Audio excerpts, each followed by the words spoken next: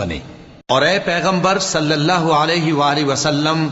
یہ بھی ان سے کہہ دو کہ اگر یہ لوگ سیدھے رستے پر رہتے تو ہم ان کے پینے کو بہت سا پانی دیتے تاکہ اس سے ان کی آزمائش کریں،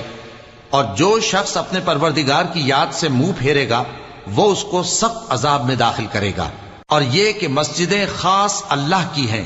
تو اللہ کے ساتھ کسی اور کی عبادت نہ کرو، اور جب اللہ کے بندے یعنی یہ پیغمبر صلی اللہ علیہ وآلہ وسلم اس کی عبادت کو کھڑے ہوئے تو کافر ان کے گرد ہجوم کر لینے کو تھے۔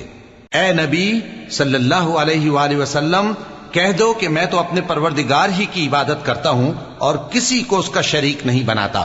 یہ بھی کہہ دو کہ میں تمہارے لیے نہ کسی نقصان کا اور نہ نفع کا کچھ اختیار رکھتا ہوں۔ یہ بھی کہہ دو کہ اللہ کے عذاب سے مجھے کوئی پناہ نہیں دے سکتا اور میں اس کے سوا کوئی جائے پناہ نہیں